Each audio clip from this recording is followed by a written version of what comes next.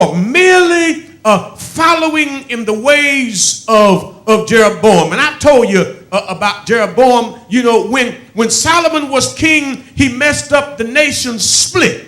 When the nation split, you had Jeroboam who went north with 10 tribes and Rehoboam who went south with 2.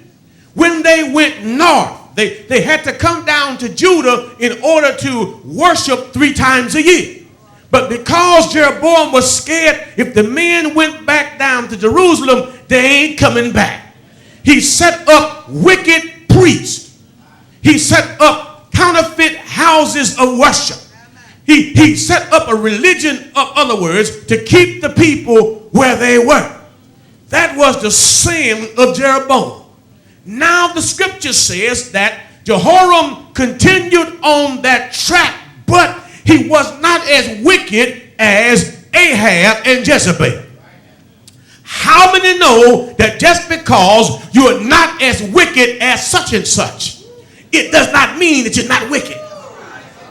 Y'all ain't praying here. You see, he disposed of the images of Baal, which Ahab had made. You hear what I'm saying here? But what happened was he still allowed Baal worship to go ahead on in Samaria. Now, the significance of the fact that Elisha, y'all know Elisha, don't you? Who called down fire and had that great victory, the significance of his victory was that Baal worship was no longer the national religion of Israel. They still worship Baal in pockets, but it wasn't the national religion.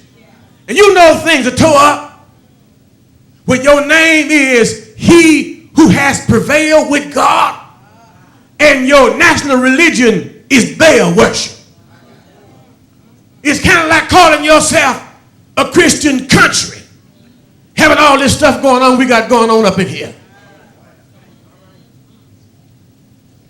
Jehoram has a problem.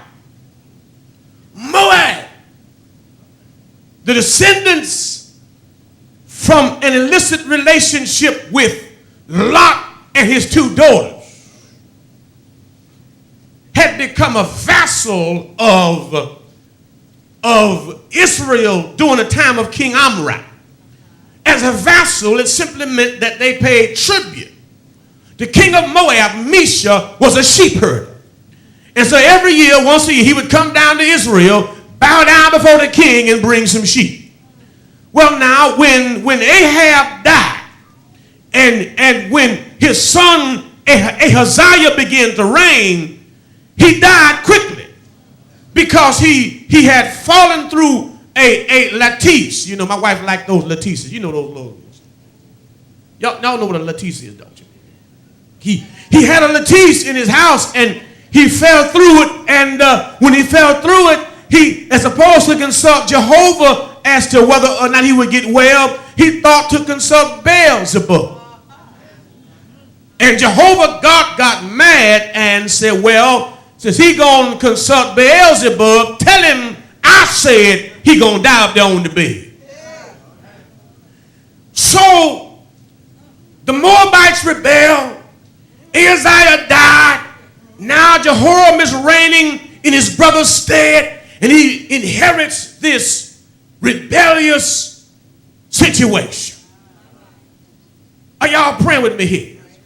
Now, much is not really stated about the king of Edom. Doesn't even give us his name. But the Edomites were descendants of Esau. Are y'all praying? Jacob was his brother. Jehoshaphat is the king of Judah that came out of Israel or Jacob. Basically, we got a great big family fight. Y'all ain't praying here. Israel is Jacob. Judah is Jacob. Edom is Esau, the brother of Jacob. Moab is Lot's child. Lot was Abraham's uncle, a nephew. So everybody in this story is kin to Abraham. Y'all ain't praying here. Some of Abraham got other parts of Abraham in bondage. And the other two parts of Abraham going to go and get him straight. Oh, y'all ain't praying here. Some of the worst fights. God have mercy. Now, the problem that Jehoshaphat has is he is a righteous king. He serves God. He loves God, but he connects himself to the unrighteous Jehoram, who's a Baal worshiper. Jehoshaphat has connected himself because of blood ties. Somebody say family. Now, the short request of King Jehoram and the response of Jehoshaphat are over in verse 7, where the king of Judah, the king of Israel, comes to Jehoshaphat. He says, the king of Moab has rebelled against me. Will you help me go against him and fight him in battle? And Jehoshaphat said, I will go up. I am as you are. My people as your people. My horses as your horses. So now the righteous king, MIT Nicole, ends up in trouble because of his connection to the unrighteous. Oh, y'all ain't praying here. Shonda, he enters into a league with Jehoram and the king of Edom and embarks on a journey without asking God for his guidance, his input, or his permission. Is anybody praying here? Now, I'm not suggesting that every time we find ourselves in trouble, it's because we have not consulted God. But what I am suggesting is that if we proclaim God to be our God, then we should allow him to direct the affairs of our life. You can't say God is in God, to him I serve, and then you don't consult God by the move you about to make. Look at what happens. It's in verse 8.